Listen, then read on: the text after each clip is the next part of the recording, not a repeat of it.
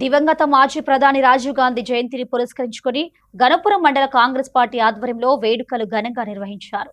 మండల కాంగ్రెస్ పార్టీ అధ్యక్షుడు తాళ్లపల్లి భాస్కర్ రావు ఆధ్వర్యంలో జరిగిన ఈ కార్యక్రమంలో భాగంగా రాజీవ్ గాంధీ విగ్రహానికి పూలమాలలు వేసి ఘనంగా నివాళులర్పించారు.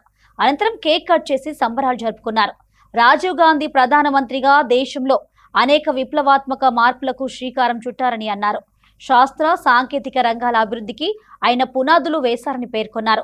యువతకు రాజకీయాల్లో ప్రాతినిధ్యం కల్పించాలనే ఉద్దేశంతో 18 ఏళ్లకే ఓటు హక్కు కల్పించిన ఘనత రాజీవ్ గాంధీకే దక్కుతుందని తెలిపారు.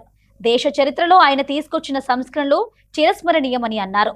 ఈ కార్యక్రమంలో మండల మాజీ వైస్ ఎంపీపీ అశోక్, భూపాలపల్లి వ్యవసాయ market committee director Katkuri Srinivas, మాజీ జడ్పీటీసీ ముత్యాల రాజయ్య, మాజీ కోఆప్షన్ సభ్యుడు ఎండి చోటామియా, గాంధీనగర్ గ్రామ సర్పంచ్ ఇంజంపల్లి శ్రీనివాస్ తో పాటు కాంగ్రెస్ పార్టీ నాయకులు, కార్యకర్తలు, యువకులు పాల్గొన్నారు.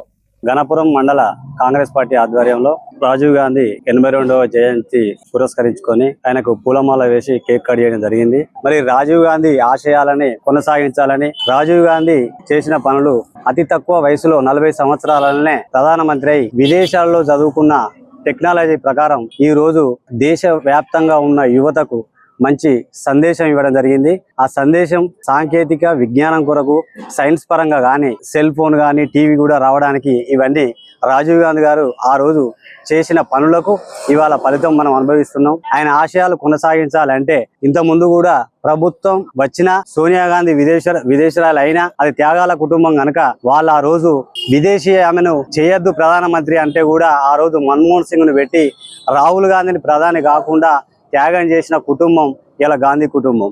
ఈ కుటుంబంలో ఇప్పుడు దేశవ్యాప్తంగా బీజేపీ ప్రభుత్వంపై ఉన్న వ్యతిరేకత, యువతకు జరిగే అన్యాయం అంతా బయటకు వచ్చింది.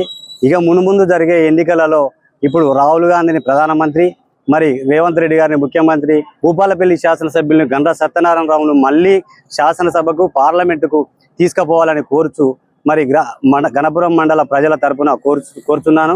నిన్న జరిగిన ఓ ప్రెస్ మీట్ లో బీఆర్ఎస్ పార్టీ నాయకుడు మాట్లాడుతూ ఉంటారు.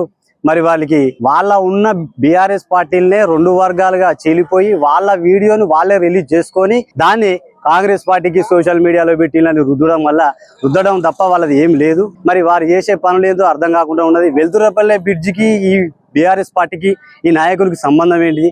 అసలు ప్రొసీడింగ్ రాగానే మా నాయకుడు ఫస్ట్ పని చేయాలని కలుగుతుంది. ఏదైతే పని చేయడో ఆ కాంట్రాక్టర్ ఎంబడి ఉండి పనిచేసే శక్తి మా నాయకునికి ఉన్నది. గణపురం సొంత మండలంలో ఉన్న గండ్ర సత్యన్నకు చేసే అభివృద్ధిని ఏదో విధంగా అడ్డుకోవాలని చూసే తప్ప వీళ్ళు చేసేది ఏం ఉండదు. ఇంతకుముందు చేసిన పనులకు, ఇప్పుడు చేసే పనులకు, అసలు గ్రామాన ఆయన చేసిన అభివృద్ధి పనులు ఈ మధ్యలో మండల పార్టీ తరఫున చౌరస్తాలో ఫ్లెక్సీలు పెట్టి ప్రజలకు తెలపగలుగుతాం. ఎందుకంటే ఆయన చేసిన అభివృద్ధి అట్లున్నది కనుక సత్తన్న నాయకత్వంలో చేసే పనులు ఇది కాదు. గణపురం చెరువు కూడా ఇంతకుముందు బీఆర్ఎస్ పార్టీకి సంబంధించిన వాళ్ళే. మరి ఆ నాయకత్వంలోనే వాళ్ళ గవర్నమెంట్ లోనే ఇలా 8 మండలాలకు నీళ్లు పోవడం జరిగింది. తాగునీటి సమస్య బాగా ఉండదని దేవాదుల ప్రాజెక్టు కూడా అక్కడి నుంచి నీళ్లు రావట్లేదు. దేవాదుల ప్రాజెక్టు కూడా మెట్ట ప్రాంతమైన జనగామ స్టేషన్ కనుపూర్కు నీళ్లు తాగడానికి అక్కడికి పోతున్నాయి కనుక ఆ నీళ్లు దాని ప్రభావం వల్ల వర్షాలు పడతలేవు కనుక ఈ నీళ్లను పొదుపు చేసుకోవాలని అనే విధంగా మాట్లాడితే దానికి మేము ప్రెస్ మీట్ పెడితేనే నీళ్లు ఇస్తాను, మేము ప్రెస్ మీట్ పెడితేనే ఏంది వెల్తురపల్లె బ్రిడ్జ్ అవుతుంది. విధానం లేని మాటలు మీరు బురదల్లుకొని